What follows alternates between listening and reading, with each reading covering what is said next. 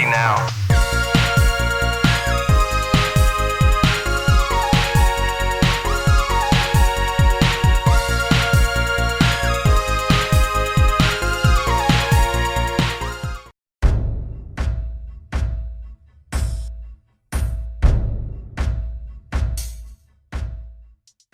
Afro Samurai is one of those games which catches the eye immediately. Based on the 2007 anime of the same name, Namco would faithfully capture the look and feel of the source material, crafting a stylish action game in the process. While much of Afro Samurai is pleasing to the eyes and ears, a lack of depth, some mechanical quirks, and cheap bosses sap a fair bit of the fun from the game, ensuring it doesn't quite match the genre's best.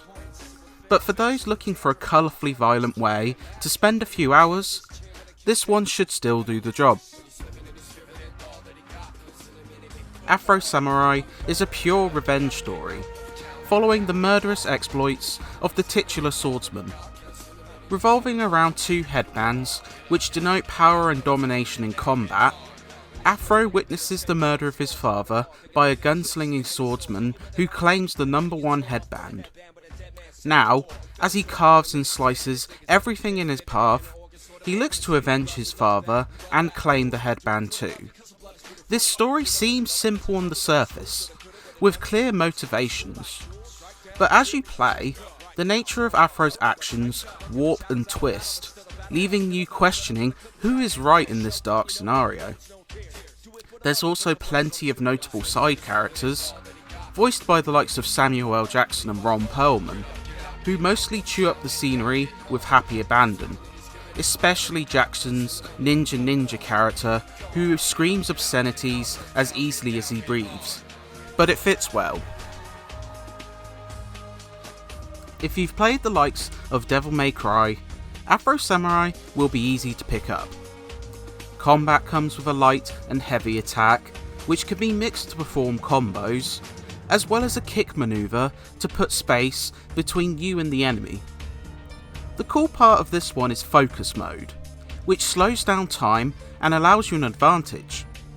But this also ties into dismemberment, as charging a slice can result in you cutting foes clean in half.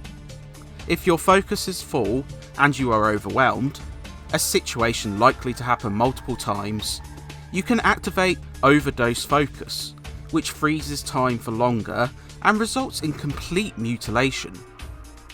The combat isn't the deepest, as while collectibles unlock more moves, you'll find Focus to be a solution to most of the problems. But the gory kills, tricky enemy patterns, and tests of precision through body part poker keep the action flowing nicely. Hey, don't be scared. It's me, Gino.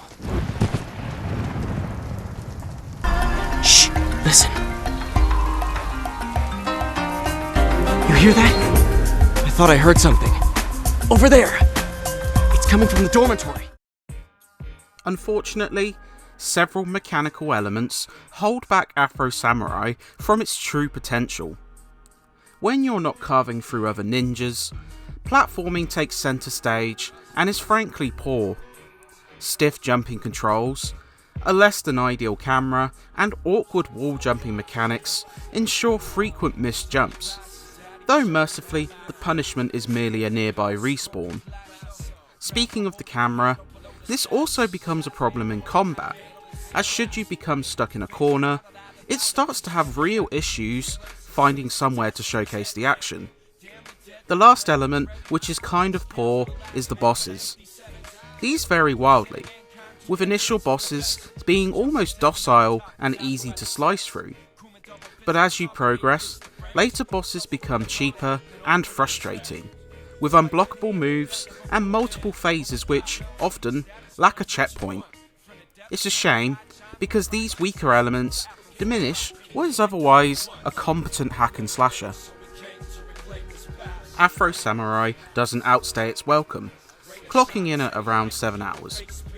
Each level contains several collectibles, which prove worthwhile finding as they unlock extra moves in your arsenal. A second difficulty also becomes available after your first playthrough, which ups the ante quite a bit. There's a noticeable lack of trophies, despite releasing in early 2009, and there isn't much else to sink your teeth into, but the two difficulties should keep enthusiastic players going for a little bit. I don't know what terrible shit you did in some past life, but karma is all up in your guts like a motherfucker. You notice nobody ever fucks with me? That's cause I don't antagonize people. It's not your fault. There's something about your face makes people want to cut it off. The clear star here is the presentation. Visually distinctive, with a light use of cel shading, the cartoonish look contrasts with the ultra-violent action. Graphic decapitations stand out in a big way.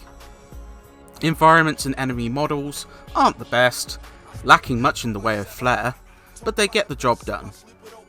There are some performance issues though, particularly during stylish but distracting split screens.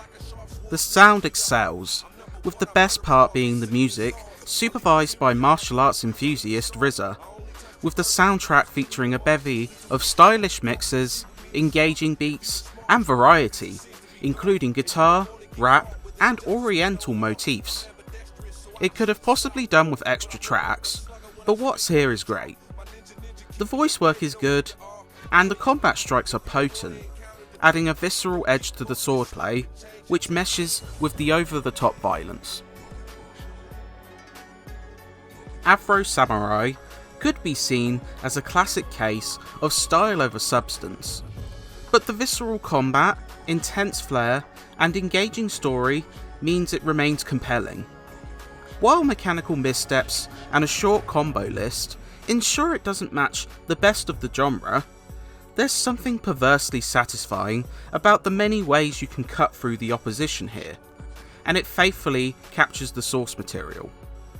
Fans of the anime and aficionados of the hack and slash genre should find this worthwhile, though more discerning gamers may find its flaws too great to bear.